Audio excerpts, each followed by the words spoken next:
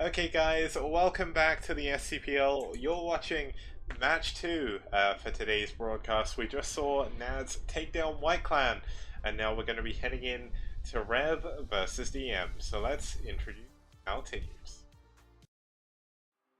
Units from Spire have gone down. Medina with an absolutely dominating performance in Game 1 here against Seoul. GG! This cabin is done.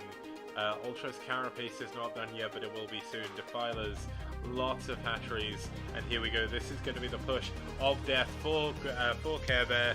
GG! If we push forward with Siege, with Grace, Gil is going to be forced to tap out here. There's absolutely nothing Gil to do. GG! The game. Here we go. Double Reavers being dropped out. Scarabs on the way. DT in the front lines getting focused down. And all the Zealots blowing up the Scarabs. But the Reavers still have yet to be focused here. Now finally getting picked up. Micro back to back. This is a very well controlled fight. Finally the Psy Storms are starting to come through. Yeah, the Psy Storms are coming through, and so are the Zealots. GG! Gonna lose his Spire as well. Ling's trying to come in to defend.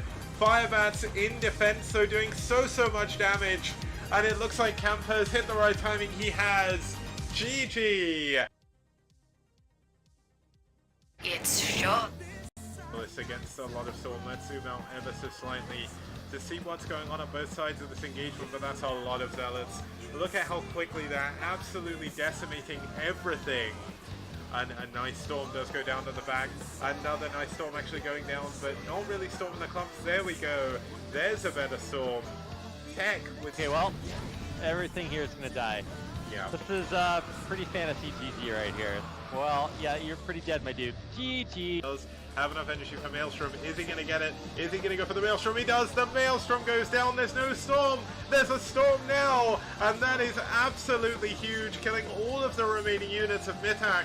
And this is going to be the push that ends the game. A Storm on the drones as well, just to add insult to injury. And GG, amigo. They actually ran back to defend.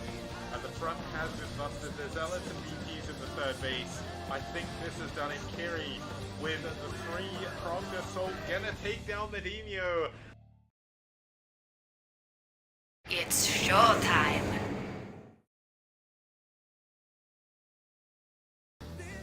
It's against a lot of Storm. Let's zoom out ever so slightly.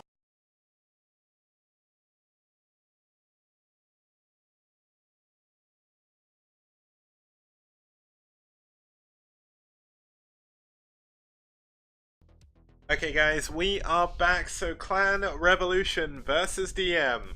Now DM, I mean, they've had some pretty sick plays. We've got one of their players here right now in Xenosky. So cool to see him here. And yeah, Rev, just a really good team nevertheless. Okay, they've not had the best lineups, the best wins, the best loss ratio, but they've got a lot of heart, and they've also got a lot of love for new players as well as sort of returning players like Medino as well. So DM versus Rev, certainly going to be a fun matchup to watch. Yeah, and let's not get it twisted. Like, there's a little bit of a discrepancy with Rev still struggling a little bit, especially this round. They have, had their own successes in previous rounds. This is just not been one of them. So I would say DM comes in as the favorites, but neither team, especially DM, has not played a ton of games this round. So I don't actually know how strong they are. Yeah, I mean they got fourth in round 1. Where they scraped by along with Net Wars after SK Alpha disappeared. If SK Alpha never disbanded, I would say that probably DM wouldn't have made those playoffs, but still they did a great job in round 1.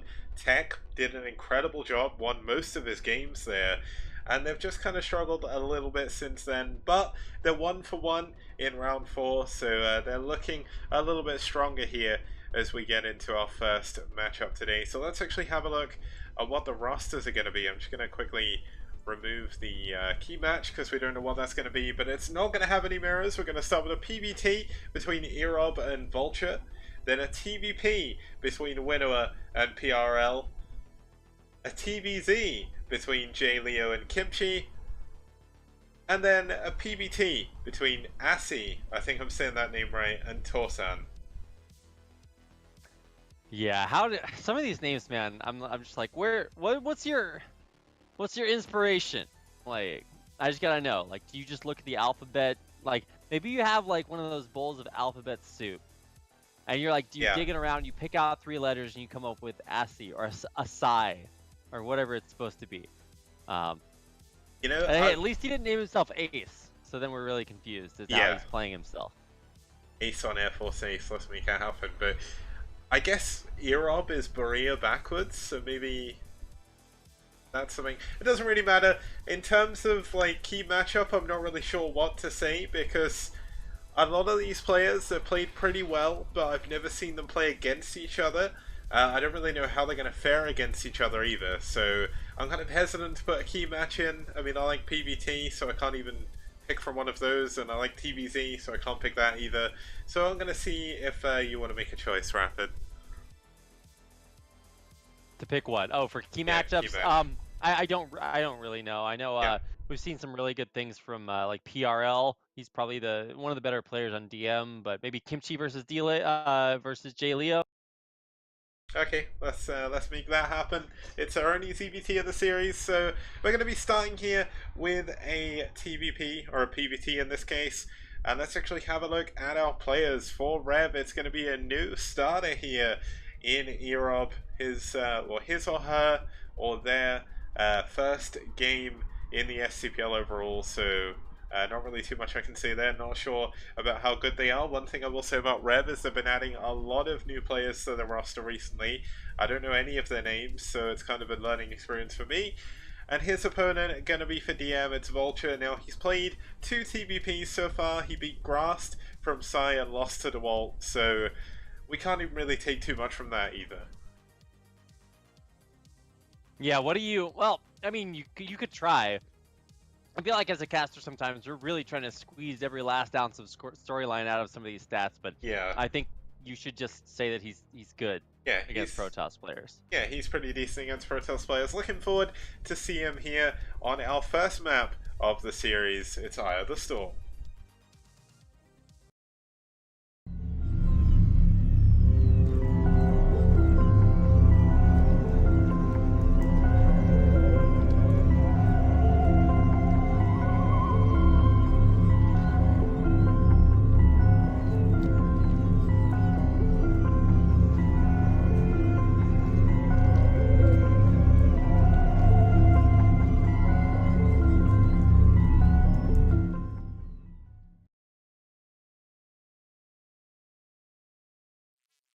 Okay, so we're going to have a TBP here on Eye of the Storm.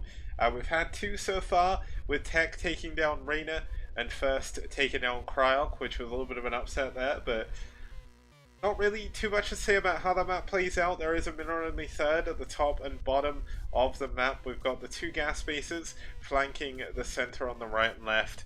And depending on the player spawns, we actually both have them both horizontally here. It does actually open up a kind of interesting push path for both the Protoss and the Terran. It's very choked up, which makes it a little bit better for the Terran to push through that way, but obviously then you leave yourself open to the counterattack through the middle. Yeah, the middle of the map is where the action happens. Surprise, but I mean, we already saw this map once tonight, so you got the idea. Yeah. If you spawn across from each other and the game doesn't end super early, then you're just gonna have this big battle right in the middle. Yeah, so let's get into game number 1. It's Erob versus Vulture.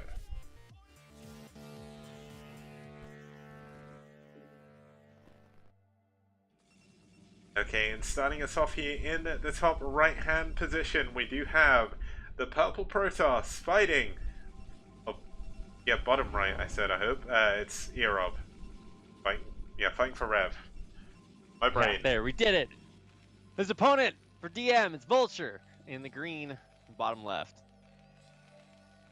Yeah, that was one of those weird moments where my brain was kind of doing one thing, and then my mouth wasn't actually saying the words that I was thinking, so I was kind of like stuttering, which happens to me more often than not, and it's really strange. But hopefully, it's nothing to worry about. I'm doing it my whole life, so. A classic. Wouldn't have you any other way, Kicks. Yeah, it's me killing esports. Now, the funny thing is, just while we sort of get into the game, like when I was thinking about new emotes, I was thinking about like a gravestone with the word esports on it because that's what we're constantly doing. But I realized it was a bit too hard to make work in the small format.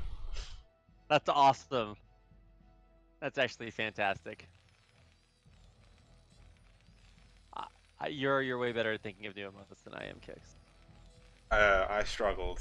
Like this, I figured out after the fact I'd already submitted this one, so I was like, okay. The worst thing is I only ever think of stuff that I want to make like 12 a.m. when I'm trying to fall asleep, and then my brain's like, Nice. oh, hey, I could do this. This would be funny, or this would be cool, and I'm like, damn it, brain, I want to sleep. Let me sleep. But yeah, luckily enough, it's a weekend now, so life is good. We've got a gas steal coming in here for Erob. He's not going to go for a forward gateway though, so it's not like a super aggressive opening. Not going to see like a double gate in the middle of the map or anything, but Vulture's going to have to be a little bit more vigilant here, losing his gas early on. Well, why you gotta be mutually exclusive about this, Kicks? You gas steal, you manner pylon, you 9-9 horror gate him. You can just do everything right in the opposing player's main base. We're coming back in. We're looking for it.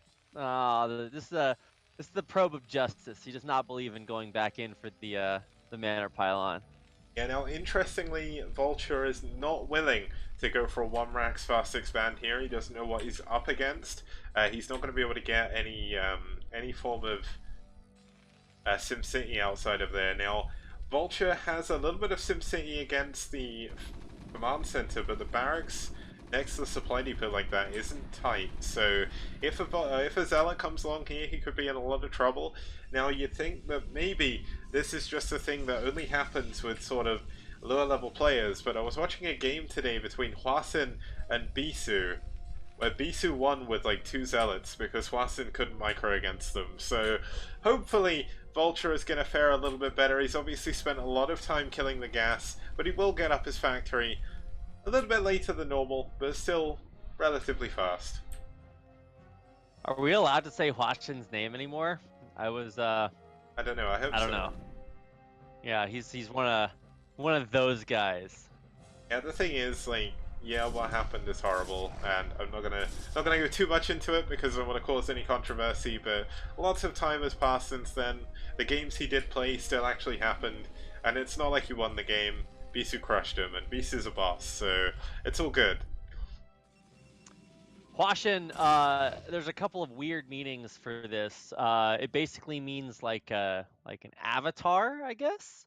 It's Original like name. the closest. Yeah. Or like the incarnation of something. So, when whatever deity comes down and manifests itself, the incarnation is that thing. So, yeah, Hwashin. There you go. You know what we've just done? We've given someone an idea for a username. Just wait for 2 weeks' time when we see Profile Rev and Avatar Rev. Hey, nice. There you go. Okay, now, we did see Erob send a couple of units around the side to see if he can get through the bottom of the map. They got caught up on the mineral line a little bit, which is kind of funny. But it looks like enough Marines were produced to push away the Zealot. Gonna be able to get this command center up, gonna get a bunker up as well. And his factory's done, going into a machine shop. No vultures here. Just gonna play straight up with his tank. Back home, Erob going for Dragoon range, saving up for that 28 next, probably going to get it on 26 by the looks of it. But looks like he is doing a little bit of micro at the front, trying to get the Marines before they get in the bunker. But he doesn't manage. He's going to run past though. But nice SCV block. Wow. Okay. All right. I see you. That block. How does he make the SCVs do exactly what he needs to do? Is this when he Flash? needs to do that? Yeah. I mean, that was pretty cool, but they're still going to run back. I mean, the block is still there. The SCVs might die, but it's all about trying to survive and hold on at this point. You have another command center, well, at least theoretically. So you can remake a few SCVs. You just got to use them to stay alive. Yeah, the oh SCVs... no, that one Zealot killed 3 Marines! 4 He Marines! killed 4 Marines with 1 Zealot! Oh no, 2 and with another! The tank's gonna pop out right next to the Dragoons, does get a good kill, good double kill, triple kill on that tank to keep this himself isn't a alive. MOBA, Kicks. It's We're not allowed to it's an use FPS, man. It's an FPS. MOBA stole that from FPSs, There's man. no pentakills in my Brood Wars, okay? We have to segregate the game genres. We just call that a 5-kill, man. That's 5 frags. A 5K? Okay. Yeah, that's it. I guess that's an ace, but anyway. Yeah, it's an ace. But either way, good hold by Vulture in the end. He did lose a few SCVs, but he does have double command center, so as long as he produces SCVs off of both of them, he should be in a relatively decent spot. That's a lot of units for Erob to be losing early on. Robo coming up for him. Now, one other thing I saw today, I've seen a lot of old MSL VODs recently, is ReV into Carrier. Even in 2008, 2009 was the main build. And it looks like Erob could be going for ReV as well. He's doing it behind a quick triple Nexus. He's doing it. What do you think about this, Kix? Tell me your unbiased opinion. Okay, unbiased. That's difficult because I'm a Terran player, but Vulture, part of me feels like his command center is slightly off center. Just looking at this, it doesn't look right. Maybe. No, I think that actually is. Yeah, it looks a little bit too far away from the minerals on one side. It does. Well, especially those corner minerals are just going to be like the least, what's the efficient. Word? Lucrative. Yeah, that But he's yeah, set up an investment savings account, and he's slowly banking those minerals. He's not going to spend them right away. But triple Nexus, in this situation, I think it benefits Erob because he knows that Vulture's factory was really delayed. He didn't get a tank kill, but he did block any possible pushes with Marines. And he's Vulture's actually overreacting to what he saw when he saw the Robo. So he's going to be building 4 Goliaths, which further diminishes his pushing power. And there is no ReV, it's observers. And Erob is just going to have all the time in the world to get these 3 Nexuses mining.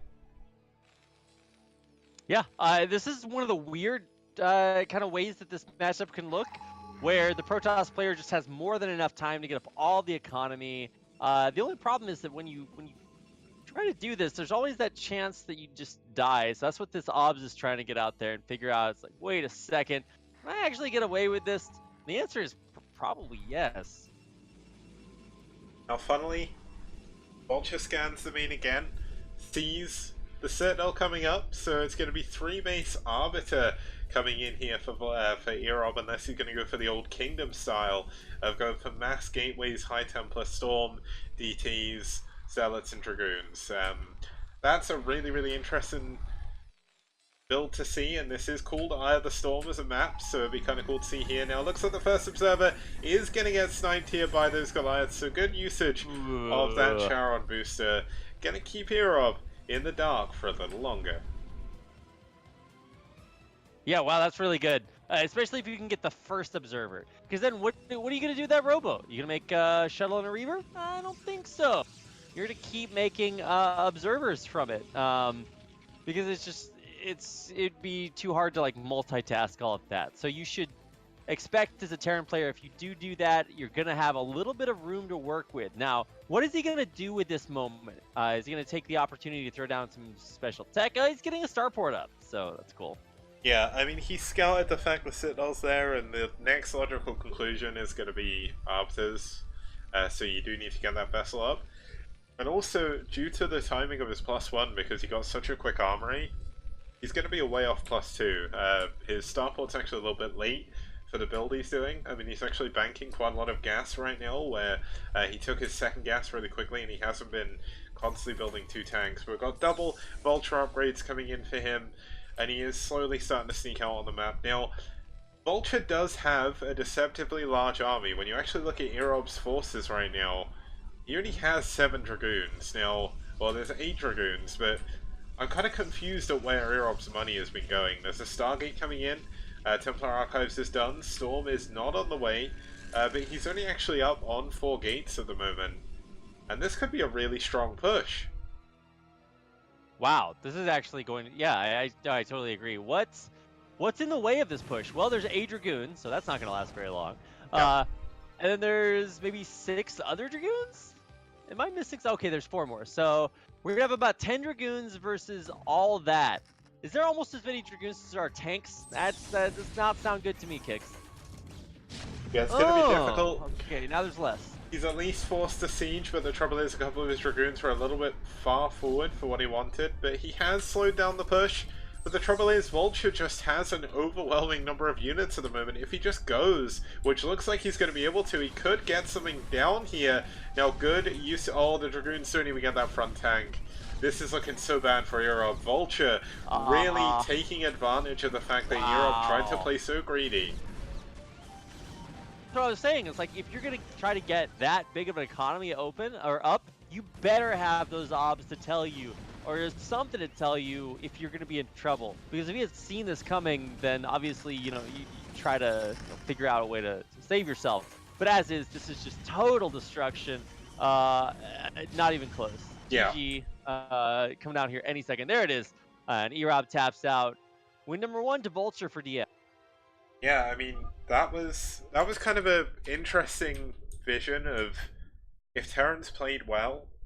Like, when I play Terran and the person triple expands, they got all their tech, they still have a bigger army than me, and I still die, right? But Vulture playing Terran there, I don't know how that works. It's kind of like magnets. No one knows how they work, so... But...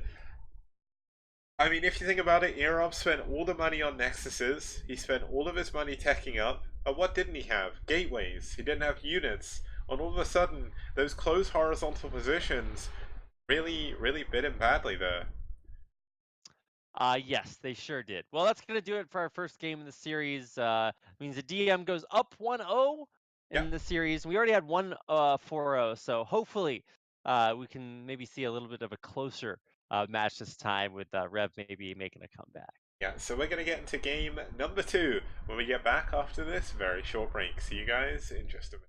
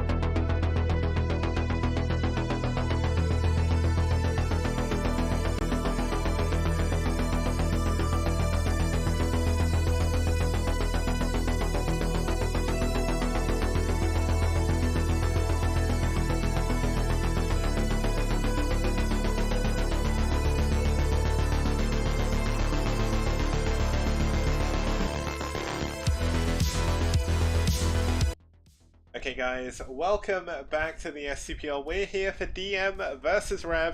We just saw game number 1 where Vulture took down Erob, and we're about to get into game number 2 here. It's going to be PRL versus Winnower. So what is it? DM's up 1-0, and I think PRL is maybe a little bit of the name that I most closely identify with his team as sort of like their emblem. I don't know what to expect here, but I know that PRL is a super good player. Yeah, so let's actually quickly have a look at their stats. For ReV, we have Winnower. Now, I believe Winnower may have actually stepped in for Medinho, so that is a little bit of a sub here, I think, if I remember correctly. I'm probably misremembering this. I did read all of this earlier, and it's just completely gone out of my head. But It's been a long day. So, Winner was only played one game in the STPL so far where he lost to Dandy. And that's not really any mean feat. I mean, anyone could lose to Dandy, even the top players as well. Now, unlike Eon Zerg, Dandy doesn't really get too many games against the Korean pros just based on his location. And I don't think he VPNs, whereas Eon Zerg does. But Dandy's a really good player. But Winnower here, going to be his chance to prove himself here in round 4. So, looking at PRL, for DM, as you said, he's done a great job. He's 1 for 5 against Terran, though. He lost to Yes Man, he lost to Gyro, Cryok, Terra, and Reyna, but he beat Gypsy, so he's been up against some of the best players in the STPL. Oh yeah, sorry, that was the end of my analysis there. I don't actually know what to expect here because like I said, PRL is the player that I'm more familiar with, so I don't feel like I can present an unbiased opinion. Okay, so let's have a look at the map. It's going to be Great Barrier Reef.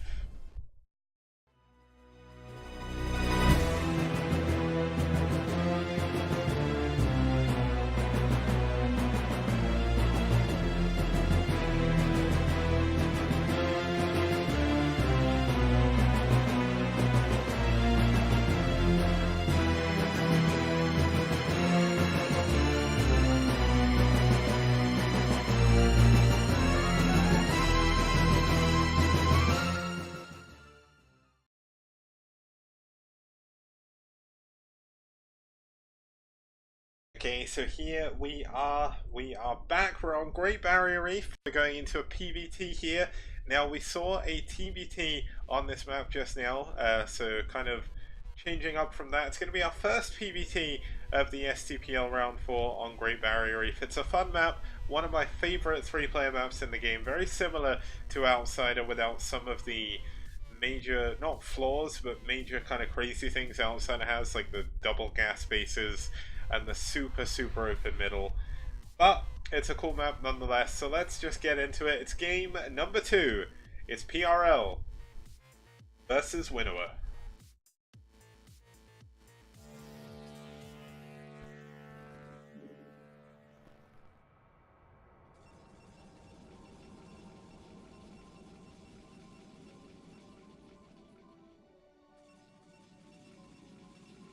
Okay, starting us off in the top middle position, we do have the Orange Protoss fighting for DM. It's PRL. And his opponent in the bottom left-hand corner in the green, teal, or malachite, whatever you want to call it, it's Winnower, or Wind Hour, or or Wine Hour, or A Winnow, or Winnower. Yeah, I don't know, but yeah, Winnower. I usually think of Winnower. You know what a Winnower is? If Okay. I'm not mistaken, it's somebody that cuts down grain, right? I don't know, Rapid. This is one for you. Yeah, so the definition of winnow is okay, so it's not the cutting of the grain. So basically, it's so when you're harvesting grain, you take it from like the grain in the field to the flour. So there's a process called winnowing where you blow a current of air through the grain in order to remove the chaff or like the covering, the seed casing and stuff like that. So basically, there's all these different methods for winnowing the grain or removing the chaff. There's a lot of cool metaphors that you can do with that because basically, you're taking something that has good parts and bad parts, and you're removing the bad parts from it. Okay, but is that spelled the same, or is it No, W-I-N-N-O-W? No, winnower is actually not a word. So Okay, well, this guy made that up. Well, you know what? I feel a strong spiritual connection to both of these players because I also made my name up. Well, there was always that. There's a Polish dude named Winnower who was like a chess grandmaster. He was like one of the best Polish chess players of all time. Huh. So he has a move named after him called the Winnower Variation, which is an offshoot of the French defense. Well, Not that anybody cares about that at all, but that's the only other place. His name is actually spelled that way, though. Yeah, Yan knows. He's like, isn't it from chess? So you're correct, Rapid. Good job. If that's where it's from, then sick. But yeah, he's a chess grandmaster, so that guy. I mean, chess, Brood War. There's a lot of mix up between them. You know, people say Brood War's very chessy, so maybe he's getting it from there. Next, we'll have Kasparov Rev and many other names that, yeah, I can't think of right now. I forget what the what the winner were. I think it's like it's E. Hold on, I gotta Google this. Okay, E4, E6, D4, D5, NC3, BB4. Okay. Never mind. Anyway, moving on. That's our chess anecdote for the day. If you guys don't play chess, do it. It'll make you feel worse than losing games of Brood War. Yeah, just go into the game a second. I mean, there's not really too much to add. We've got 1-gate Cybercore or 2-gate Cybercore. Range isn't yet started, so could PRL be trying to be a little bit sneaky here? Go for super fast tech. It's going to be hard to super fast tech behind 2 Dragoons, but still no range. Yeah, no range. And whenever a Protoss player is trying to play without range, you gotta be a little bit skeptical. Where's that gas going? Where is it? Because Dragoons are garbo without range. Like, they technically are units, but just barely. Like, just barely. The Zealot souls inside of them are just a little, we don't know about those Zealots. They're not shooting as far as they might imagine. Now, let's see if Winnower can send his Marines to D5 while PRL sends his Dragoons to E6. I don't know. We'll have to see how this goes, but Marines against non-range Dragoons. This is a real-time strategy game. Can you imagine playing? It's like infinite blitz chess. It's like there's no timer. You just get to move your pieces. You actually just take your arm and you shove all your pieces across the map or across the board. Across the map. And hey, I'm trying to make an analogy. Yeah. Sorry. And then you win the game because you just shove all of his pieces off the board. That's the RTS version of chess. Part of me wonders if range finished already, and I just didn't realize because there's still no range. Did it? I don't know. But there's Maybe a Nexus. Forgot range. That would. Maybe chat can tell us. Wait, Citadel, did he... Forge. Did he forget range Gateway? or not? Okay, well, I guess we'll find out. Maybe PRL will find out the hard way, as we do have that the command center flying out to the natural expansion now. There is a probe, and here come the Dragoons marching their way forward now. Let's see if range is done. I don't think it is. I don't think it is either, Kicks. You'll maybe use it to squeeze out a few more, but this is quite a few Dragoons. He's got to jump on the tanks. Oh, but losing that 5th Dragoon, oh no, this is going to be tragedy. No, it's not. This is still a lot of Dragoons. Yeah. Nice save, because that's a lot of Dragoons. I did that. Yeah, I did that. I didn't know, but now I sound like I did. Yeah. These Dragoons, killing it. Insanity. How does he do it? Who needs range? Range is the worst upgrade. Dragoons are better without range, Kicks. Yeah, I mean, still no range. Templar coming in, so if the Dragoons don't win this game, the DTs certainly will. There's no... Well, there is an academy, there's no scan, because the scanner's blocked by the barracks at the moment. The SCVs, unfortunately, are not being controlled by Flash, so they don't, like, get perfect surround somehow. I don't know how Flash does it, but looks like he will eventually clean up this Dragoon, but he's lost so much mining time. He has 1 SCV mining minerals at the moment, and there should be a DT on the way. This 1 Marine doesn't even get it. The tank coming in to save the day. But yeah, there's going to be a good number of DTs coming. There's still no range, I don't think, so... No, I think they did get range, and we just missed it. He's gonna cannon rush the minerals and the natural. This is just overkill now. Like, come on, PRL, give the guy a break. Like, well, see, this is what I was talking about. It's like, you know, I'm not rooting against Winnower. I just know that PRL is definitely capable of these down and dirty Protoss shenanigans. I thought he was just gonna DT rush him after this, but no, he's doing the utmost. Yeah, but and he's also hiding a base. Technically, yeah. He can, and he did, so it's not too dangerous. Siege mode did finish. Luckily enough, Winnower didn't transfer all his SCVs there, and there wasn't already like 3 cannons, but looks like Winnower is going to take down this mineral. Now, if you haven't seen this map before, there is a set of mineral field, or there's a mineral in the mineral field with just 100, which requires a lot less trips, and that does give you access to like a mineral-only base behind. So Winnower's going to mine his way through there, but the DT's coming in. Scan going down, that's not going to help him. He's going to... Whoa! I turned off all the vision. Looks like the first DT going to get... Oh, first DT goes down. But this second DT, there's no more scans. That's it. He has no more detection. Yeah, and you actually don't want to go kill the scanner because it's faster. You get scans faster by rebuilding it. Yep. So you want to focus down tanks on the high ground, and he's going to get every single tank here. Oh my goodness, this is such a tragedy. Oh, but wait. PRL is actually building double Nexus over in this right-hand base. Oh my, what? If you think about it, that base, the minerals are quite long. Maybe he's thinking, I'll get 3 extra lava out of this extra Nexus. The trouble is, Winnower, no matter what he does, does not have anything. He killed another tank, and now he's going to kill the tech lab. And we're going to have to see the scan come down here pretty soon. He's got 50 energy, but he's not scanning yet. This DT is going to kill the machine shop. Yeah, the trouble is, DTs are so tanky that this Vulture barely killed it. Like, if PRL kept running that away, that was certainly dead. Now, there's another 2 DTs coming in. Now, there is some mines finally, but the scanner is going to get taken down. Oh, the mine nearly gets both of the Vultures, but that's another 2 mines that can't do anything.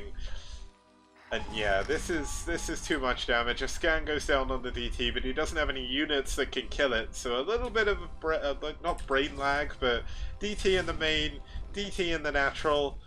Vulture. Oh no. Oh no, this could be bad. 5, I've done this before. 6, 7, 8. Taking another base, 9. by the way, Rapid. PRL is... Did he quadruple expand or something? Yeah, close. Well, technically, it's a triple expand with 2 bases, 3 nexuses.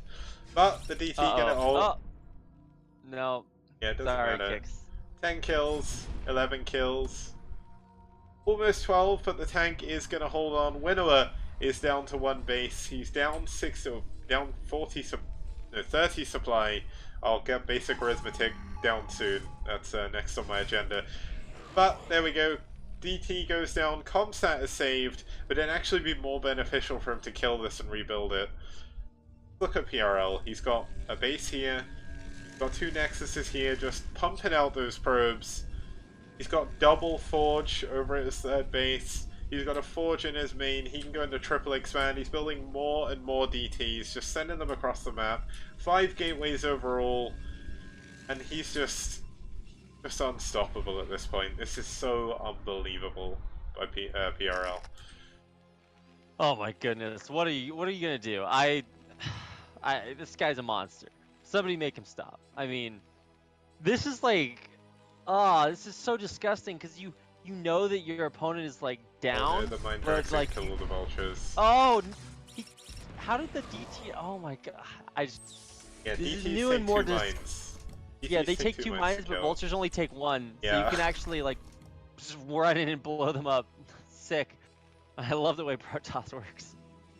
Yeah, Protoss is a cool race. I know that there's a lot of Terran players who hate TVP purely because Protoss just make you kill yourself. But you know what? Maybe that's how it works. People say Terran mech is broken, but Terran mech is truly the killer and savior of Terran because half the time you blow up your own tanks with mines. So yeah. it's a win-lose situation really for Terran right now, especially in this situation. Truly, the Terran players are hurting themselves by playing their race, literally, with the mines and the splash damage. I like this this factory in the bottom middle of Winnower's base, which makes it very difficult to macro from, but it does give him a little bit of extra vision down the bottom of the base. He's going to be adding a missile turret, worried about a DT drop, which would not surprise me. We don't see any additional tech just yet. There is another gateway coming in. I'm really surprised we haven't just seen like 4... Oh, there's actually a vulture down here in the bottom right. Did get probes before it got taken down. and he sees the double nexus, so he's probably thinking, what have you been doing? What have I missed out on in this game?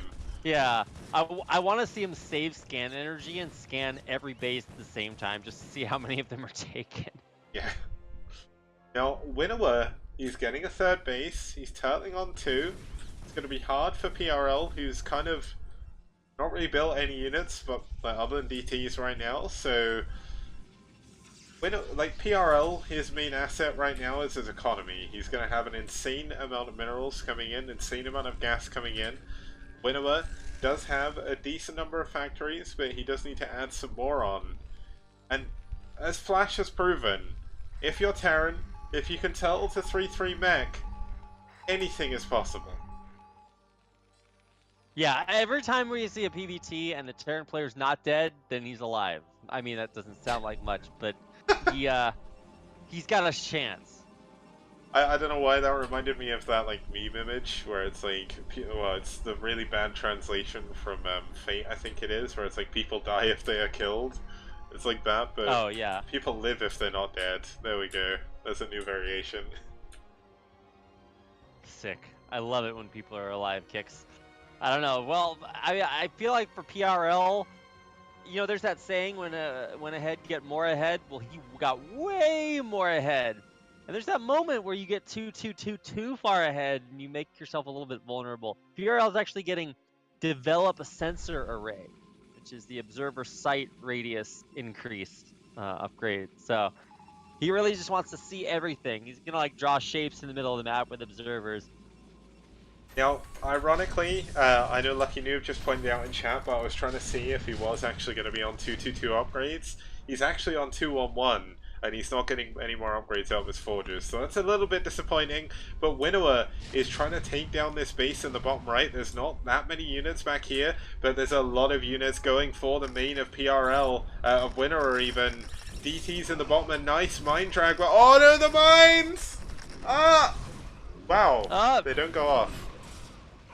That was very anticlimactic. Yeah. I feel robbed. I think Winnower's dead, unfortunately. This is a game Winnower is not going to be winning. But he put up a valiant effort. He took a lot of damage. He stayed in the game. He has held the units in the bottom right. He's killed all the probes in this bottom right base as well. But PRL is just like, hey, you want to break into my other base? Beat my maze. And maze being gateways, pylons, everything just to slow down the push. He's on top of the factories. And Winnower still trying to hold on, still trying to do what he can, but a single zealot enough to stop all of the mining at the third base. Is it? Is it though? Well, it could be if he was attacking the SCVs, but he's come back. But there's no more Whoa! Actually, this was the big brain play. The factory at the bottom of the base. That's not going to go down. But yeah, got him. Unfortunately, this is it. GG. There you go. There you go. GG. Wow, that was a little bit of a delayed. The death throws there. But PRL definitely had the lead from basically minute one. That early Dragoon pressure. Yeah, if you don't have enough in the way to protect your tanks, they just get they get rolled up on. Yep. Or walked up on, I guess, because Dragoons have legs, not wheels. Oh, yeah. Well, they do have legs, don't they? I was about to say, do they? Yeah. I'm like, yeah, they do have legs. They're like 4 walkers, but whatever. That's gonna take us into game number 3. We're gonna be heading onto the fortress when we get back after this very short break. See you guys super soon.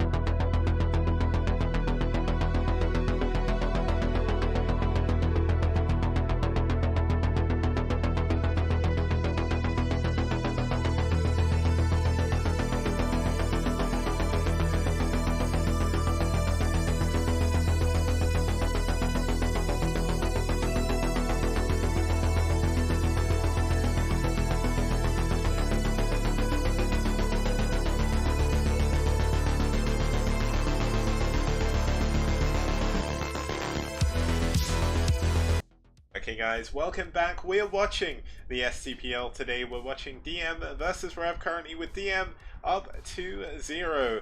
And it's going to be up to the next couple of players here. One of them, I'm not entirely sure who it is. I think I know. But if there's someone in DM here in the chat, please do let me know if I'm wrong, because I could be completely wrong here. But let's introduce our players. You could ask them to DM you. I could. Oh wow. I can't. You're like at least 25 seconds too slow. Yeah, okay, that went over my head completely. You know, okay, you're up at 5 AM, I've been at work for 9 hours as well, so I think both of us are in a pretty good spot. Whenever it gets to this point in the cast, like when we start hitting the 3-hour mark, my brain is just shutting down almost. But if you were my son, I would lock you in the cupboard under the stairs. Ouch. I get it. I get that one, but it hurts, man. That's painful. You have stairs. That's too much. I don't have stairs. Stairs are... I do actually have stairs. That's one of the exciting parts about my life. Stairs exist in them.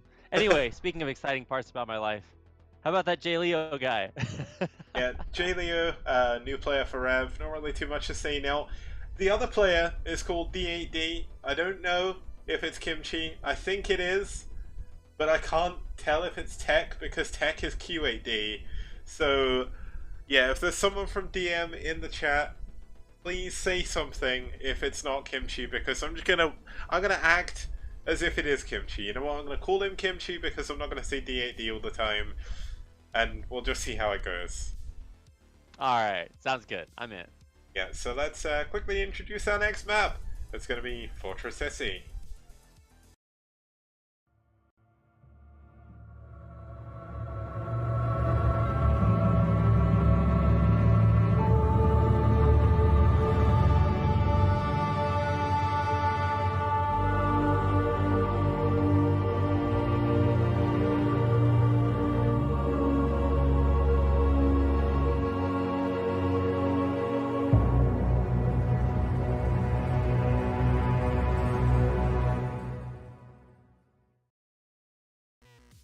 Okay, so here we are, it's Fortress SE, our third map of the series. DM are currently on match point here, so if they do win this game, they will win the series. Now, we've only had one ZBT here so far, where Mitak from Psy took down Incomplete from ReV, so let's see if ReV can get a little bit of revenge on this map here. Shut up, Pix! As J No Leo. one thinks you're funny! Well, I tried. I didn't even see that coming, so you got me back. Nice. Okay, so Fortress SE, 4-player map, kind of horizontal and vertical spawns, both possible. Very open mains, very open to naturals, to air, so it's very good on this map. And as we've seen, Norgrim on this map, taking the corner bases makes it very hard for Terran to attack into them early on. So let's get in to game number 3.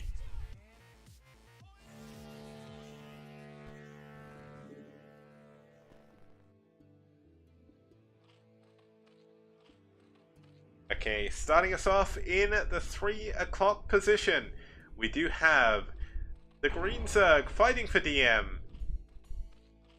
It's Kimchi. I hope. And his opponent in the other side of the map is J Leo, winner of no games, maybe one after today.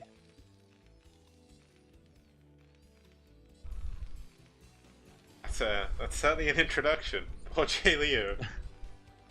Well, I mean, I don't know much about J Yeah, Leo. no, I saw him lose his one game before, so we give players more than one chance to prove themselves. Yep. And in truth, this is a metaphor for life, Kicks. Just because you may think someone's a loser doesn't mean that you should think that they will always be. You should always give them a second chance, just like we are here at STPL.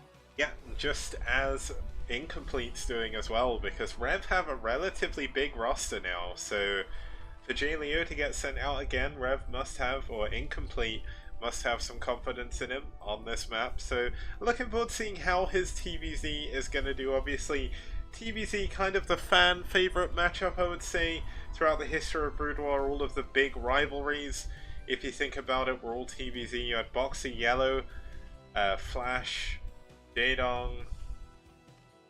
There was other ones as well, like Savior, Ish. No.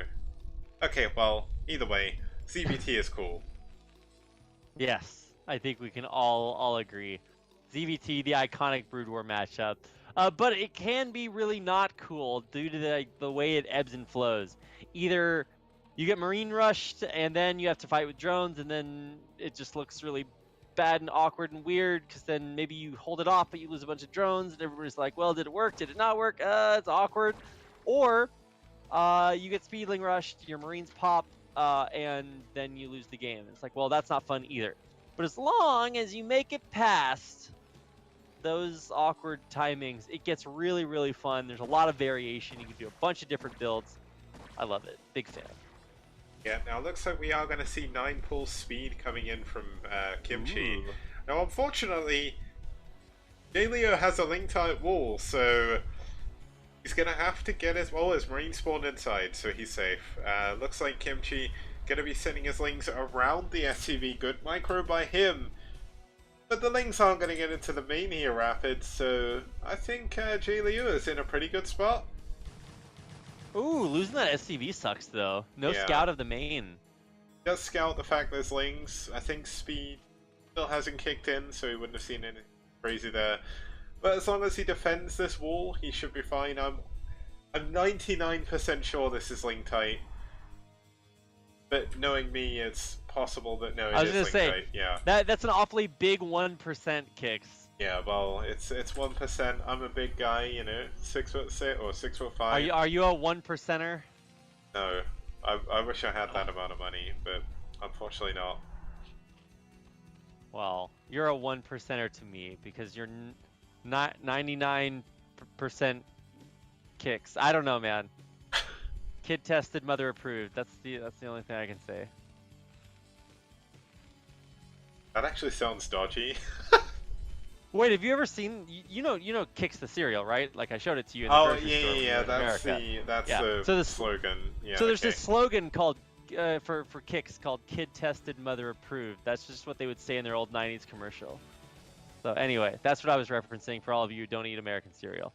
I actually, the other day, not to take anything away from this epic Zergling soft contain, he tries to bait it with the medic out front. That was actually really sick. The medic got stuck. It tried to go inside, but the Marines were blocking his spawn, so he got lucky there. Kicks, he did it on purpose to try to get the Zerglings out of position. Okay, well, we got 2 Racks Academy, so this is going to be a lot of units heading over to Kimchi's base. Now, it's going to be 3 Racks Academy. The 3rd Rack's coming in a little bit late. Nice block with those medics, but does need to keep the medics with the Marines, or this could become very bad very quickly. But, I mean, Kimchi, his hatchery's only just finished. Sunken's only just now on the way. Oh, this could be big, though. There is going to be a large flood of Lings heading round the back. There's 2 Firebats here, but that's not going to be enough. Yeah, if he blocks the Firebats with oh, he stims them into the Lings. Oh, the man nice. mode Firebats. One of them lives with 4 HP. It says he's only a corporal. He's a little bit more, and I think we all know that. Okay, well... in the meantime, everything dies on the other side of the map, so that sucks. Yeah, the Marines went in before the medics, and when that happens, and you don't have medics healing your Marines, the Sunkens just kill you. But, obviously, Firebats do start with 1 armor by default, so they're going to be able to push forward with them. As long as he keeps the medics alive here, he's going to be in a good position. Now, it looks like Kimchi doing his best to split his Lings, but the Firebat Prince is coming back again. Gonna keep the medics alive, and that's really the strong part of this Terran army. Yeah, no, if in Flash's basic TVT tutorial, or not TVT, but like Terran tutorial. Firebats and TVT, that'd be amazing. Dude, he does that. He builds 1 Firebat, and he stims it into the Terran mineral line. Several times he's done that on stream. And I'm just like, what a monster. But you're right. one of the things that he talks about is how important keeping your early medics alive are. Because even if your Marines get taken out, as long as you don't have to remake medic, you're going to be in a good spot for another push because you can just spam out a bunch of Marines and the medics work the same. But if you have to remake medics, then you're remaking like part of an army that doesn't deal damage. Yeah. So anyway, it sucks to lose medics. So lose all the energy. But here we go. The Firebat's going to try and get in. The drone block coming in, but the Firebats get past. If they get in the mineral line, this is going to be a drone barbecue. Uh-oh, kicks. And, I mean, lurker upgrades coming on. Oh, no. No, it's not going to be over here. But it is a little bit tragic. I mean, there's no drones mining in the main. You can actually kill that one lone gas drone, and I guess he's going to try to get it, but... Yeah, and there it goes. So, wow, it's going to take a lot to re-break this, especially if you put the fire bats between the medics. He needs some medics medics. and the fire. There we go. And the oh my, okay, all right, this is a little bit stupid. He's using the Zerg's buildings against him. Finally, Hydras come out, but I mean, just look at this. Yeah. Look at it.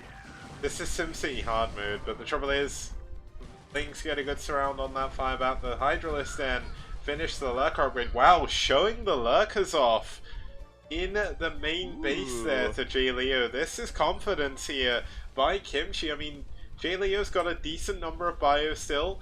He has stopped building bio for the time being. He's actually going into tanks with siege mode and starports, so a big one base play here coming in from him.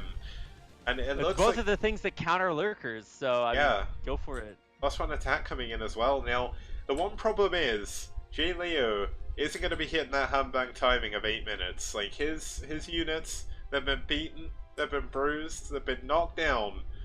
He is going to be able to hit a little bit of a later timing. We should see a science facility coming in very shortly after this. If he had, no, he's not started yet. So, does need that. Leaving a medic behind, needs to get that with his main army. But the tanks are going to help him push through the Sunkens.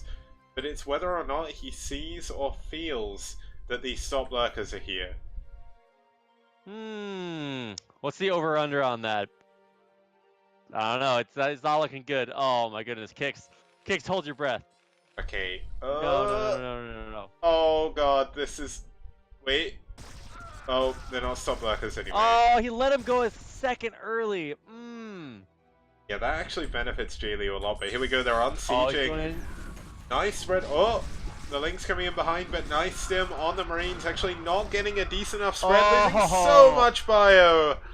Yeah, I mean, even if that final lurker gets cleaned up, I mean, your bio ball is dead. So, like, what you gonna do? Now, there's one thing that I learned from Cadenzi that I didn't actually know through all my years of playing Brood War. There's a bug with lurkers where if you kill the lurker and the spines are out, the spine does like triple damage or something. It's something weird like that. I think it's double damage, but yeah, double. You're right. And I think that's what happened there, which is why all of his units died in one spine. That actually sounds very plausible. Yeah. A little bit unfortunate, but there are 2 tanks here now. Science Facility is done, so we're going to have a vessel, and that means no more stop lurkers for Q8D or D8D or Kimchi. He's going to try and push forward. He only actually has 1 lurker out in the middle of the map now, so this lurker is going to have to do something now. It looks like it's going to... Okay, he's going to burrow and just run past. Okay, fair enough.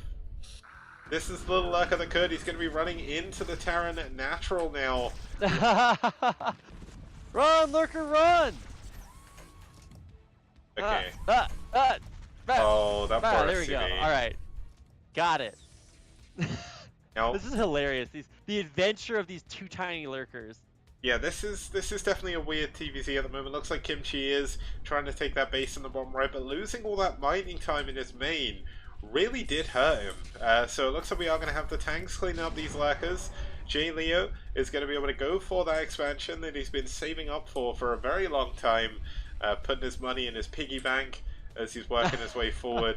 Looks like the tank's going to get repaired. Now this is something I like to see. Terrans who repair their units. That's the good stuff, you know? That's bueno. I mean, if you got the extra APM, go for it. J. Leo's running with maybe 250, 270 APM. That's not bad. So maybe you can go for the repair. It's a little bit annoying because you have to re-click. That's one of the biggest changes in StarCraft 2 is it's auto repair, so you can actually heal up your army a lot more efficiently, Yeah. or a lot more easily, APM efficiently. Okay, so I did say that he wasn't going to be able to hit Humbang timing before, but you know what? He's got 4 tanks, he's got his vessel, he's got a lot of bio. And when you look at Kimchi, he doesn't have anything. Like, all of his units are dead. He's got some lurkers and some lings going around the top right. There's going to be a tank left back at home with a couple of marines. There should be a bunker or two coming up behind here. But I think J. Leo is just going to be able to push forward. There's absolutely nothing to contest this push. Yeah, what? There should be something here, right? He lost so This many is units. just gonna kill him. I mean, he's gonna try a counterattack. These lings are actually gonna take out a tank. Wow. No, they're not. Or almost take out a tank. I mean, the lurkers finished Oh it no, off, but J. Leo, don't pull back. This is your chance to go and kill him. back? What? He can He's kill worried. him. Yeah, he thinks he has more than he has back at home, and this is the move that Kimchi needs to try and make this work. Now, trouble is, he only has the one vessel, so he's using that to come back. The second vessel only now popping in, and 2 lurkers in your main. That is very dangerous. But yeah, this is a big mistake by J. Leo. He could just killed Kimchi. Oh, and the SUV's Wow, transferring yes. into the lurker. No. Oh okay, my well, God. That One was of them did go down there. that was Only 3 make it through. yeah, that was because the lurker died while it was shooting its spine again. But Oh my god. Lizard! Lizard! Did we see that same bug over and over again? Oh my goodness. Well, that just feels bad, man. Yeah. So, you know what? He still has a lot of units. He didn't lose too much bio. Kimchi is gonna do the same thing. If you can't fight the army head on, counter. The difference is this time there's a bunker. There's another tank, although the tank's pushing forward, and the vessels have seen the units. This is a lot of units that Kimchi's gonna lose. He can't afford this. But good stim here by J. Leo. Gonna take down one of those lurkers. And all of a sudden the counterattack just isn't gonna do anything. Yeah, look at this. You're not going to be able to break this with a counterattack. I mean, you just lost so much. So now, I mean, somewhat weirdly, D8D or Dad or Kimchi or whatever is. Dad. I mean, I thought it was DAD for a while, but it's D8D. Yeah. I don't know. Whatever. It's a dumb name. But Yeah. that guy with the hat on, man, he's really excited. The funny thing is, right, if we get to a base trade, which we won't because Q8 or D8D doesn't have enough, I mean, the trouble is, J. Leo can't actually go and kill that base in the bottom right. Now, he did send a scan, but he's not scanned the bottom right, so at least we could see a fancy GG coming in from Kimchi. Now, Kimchi going in with a counter once again. 2 lurkers, 6 lings, 3 lurkers this time. He's adding up. There's nothing in this second bunker, but there's... Oh, get the Marines in the bunker! And there we go. Alright, okay. Marines in the bunker, but they don't kill the lurker in time. The lurker gets in, but it's not enough. Yeah, I was getting excited. That's going to do it. GG! And, wow, J. Leo picking up his first win. Yeah, that was relatively... Like, that was a quick game-ish. It was 14 minutes. It seemed to be a lot longer than it actually was, just because there was large periods where neither player really had any army and could do too much with it. But, yeah, I mean, J. Leo, I said he wasn't going to hit the timing. He may have not hit the exact timing, but he hit it later on with more tanks, more vessels, and Kimchi just didn't have enough.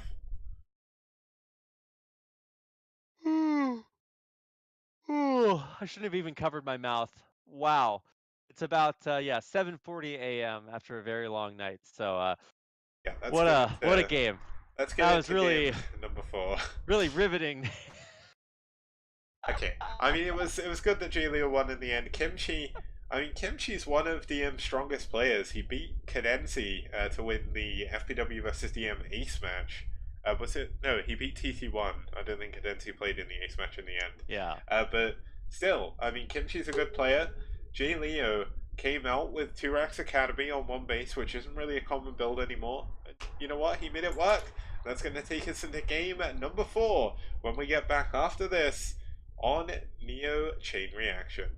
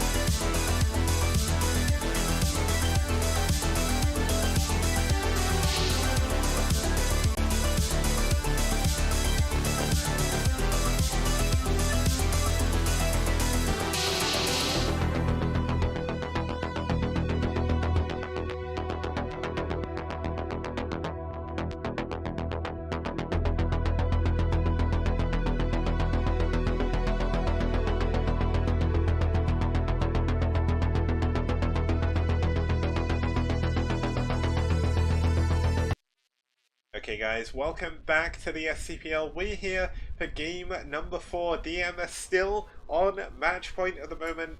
It's going to be up to the player here, Torsan, to try and take down ASY, one of ReV's newer players. I'm not going to go into the player histories because Torsan's actually only played 2 games. He went 1-1, and I think they were both against Praise, so that's kind of something there. And ASY, or ASI, I'm not sure how to say his name, or their name, they haven't played before, so nothing to say there. Let's get into the map intro and let's introduce Neo Chain Reaction.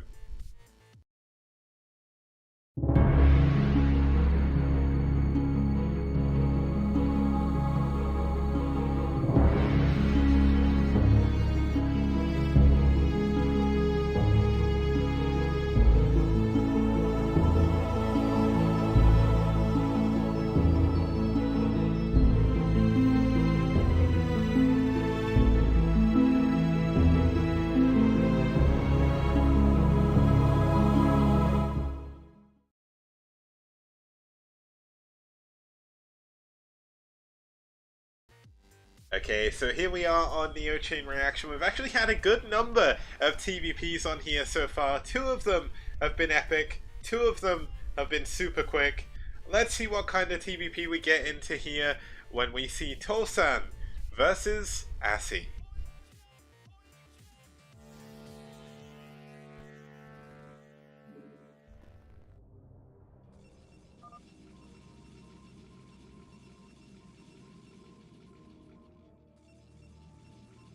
Okay, starting us off here in the 3 o'clock position, we do have the brown Protoss fighting for ReV.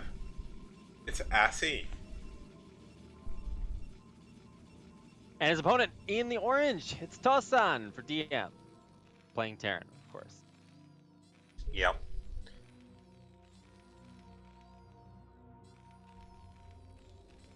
Also, I like the idea of a hallucinated rapid. You know what? I think like having just a hallucinated me would be so great. I'd send that one to work, and then I'd just stay at home making STPL stuff. It'd be brilliant. It'd work perfectly as well. This hallucinated me could probably do my job.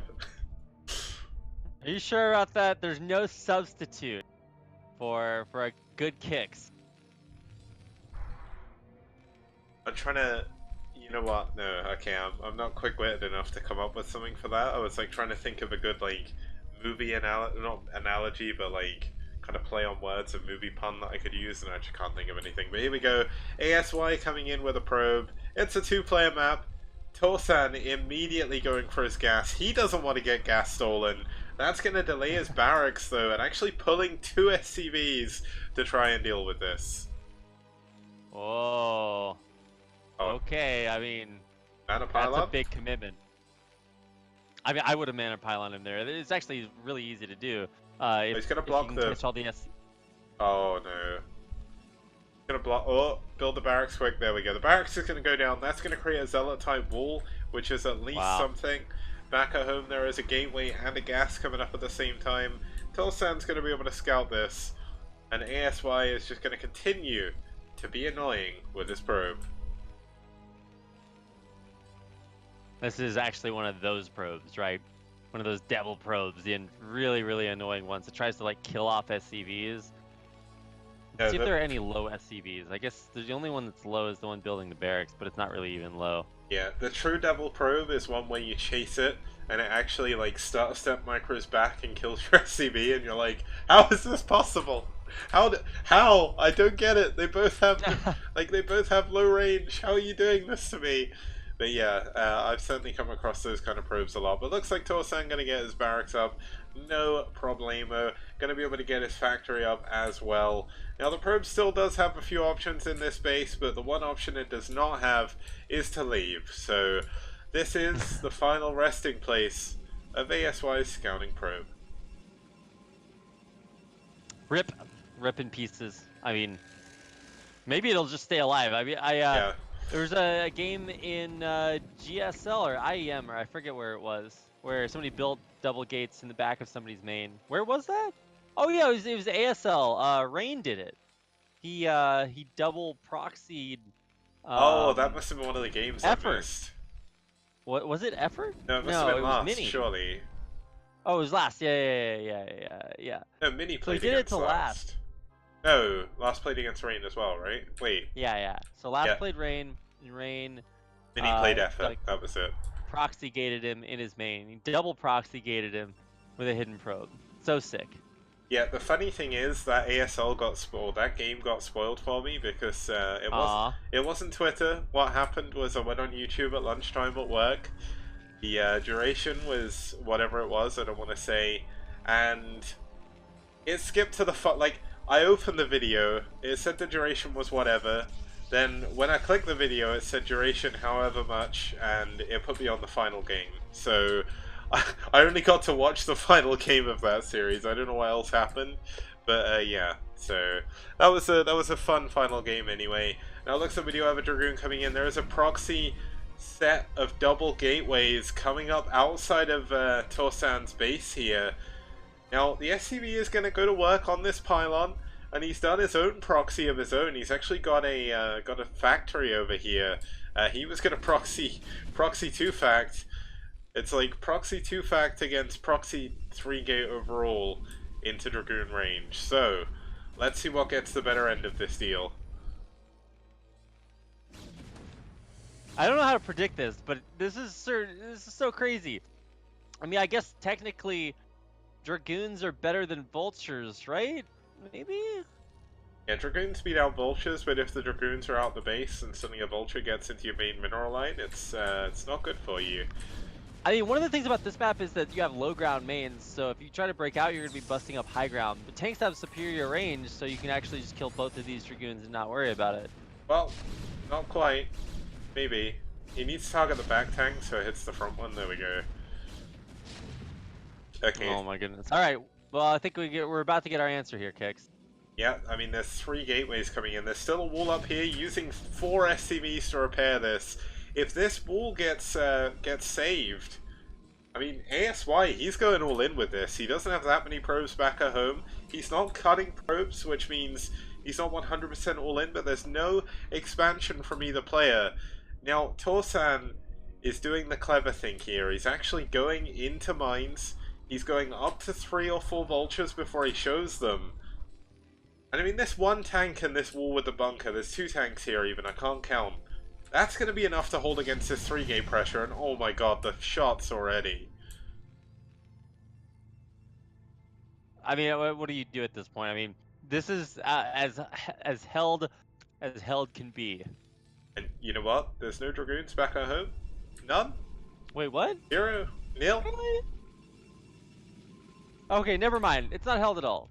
I mean, it's held from the Terran perspective, right? Yeah, it's not held from ASY's perspective. Like, he's going to have mines up at his front. He's going to have one, as long...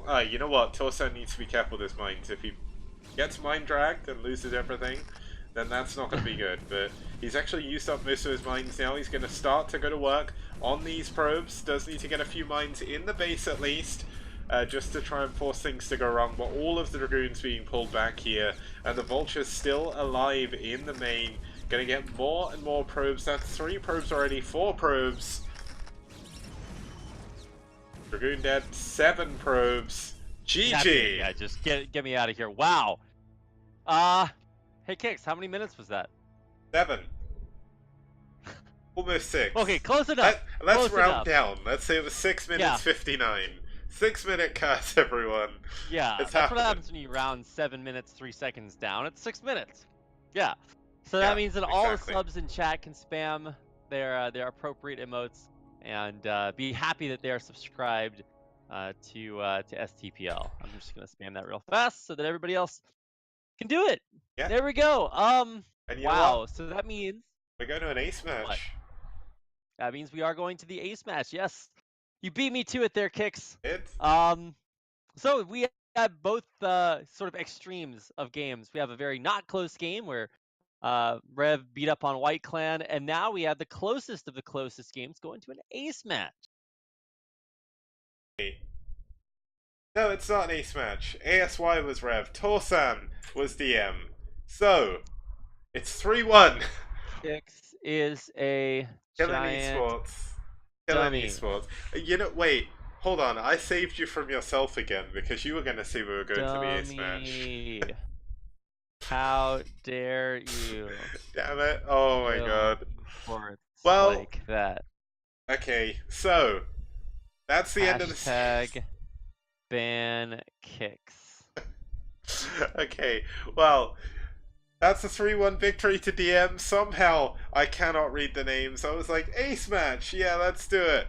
But no, it's a 3-1 victory here for DM. That's going to be their second win in round 4. And it's unfortunately going to be Clan Revolution's 4th loss, I think. So, ReV, unfortunately, they're going to get another loss. But Vulture taking down Erob, PRL taking down Winnower, J Leo taking down Kimchi, and then Torsan winning it back here for DM on Neo Chain Reaction with a crazy all-in versus all-in PvT. Yeah, well, that last game was super dumb. But in its dumbness, it was also beautiful. Yeah. Just like both of us, who are also beautiful in our dumbness. So, Yeah. a nice sort of icing on the cake there at the end. Cherry on top, as you were, whatever you want to call it. There it is. So, Well, you know what, guys? That brings an end to What? today's STPL. So, just a few words from me, then I'll let Rapid speak, because I'm a nice guy like that. But huge thank you to anyone who is supporting the STPL, even anyone who tuned in as well. Huge thank you to the players for playing all their games, and huge thank you for the captains for helping me organize everything. And of course, the biggest thank you to you, Rapid, for joining me once again at this crazy hour. yeah, it's going on 8 a.m. here, so I'm going to go pass out after this, but everybody else should go follow STPL on Twitter at STPL TV. Follow me and Kicks on Twitter at our Twitter's right there on the screen, at KicksSD and at Rapid Casting. Yeah, Or just follow the channel, and then you'll be back. You'll know when we're back with more STPL. Although I will not be back with more STPL. I'm going to keep interrupting you, Kicks, because I will be flying to Ukraine tomorrow to help broadcast WESG. It's a StarCraft 2 tournament, so it's not Brood War, but it's still StarCraft, and it should have some of the best players in the world playing. So, yeah, gonna go do that, so I might miss a few days. Hope you don't miss me too much. Yeah, we'll try not to miss you, but if you need some help finding those links that Rapid mentioned before, there's actually buttons below the stream now. I actually got around to finally doing that. You can find all the buttons to go to everything you could possibly need. And yeah, I guess that's it. So have a good evening, morning, weekend. You know what? I don't even know how this goes. I say it wrong every time, but it's all good. And we'll be back, or I'll be back on Monday for some more STPL. See you guys soon.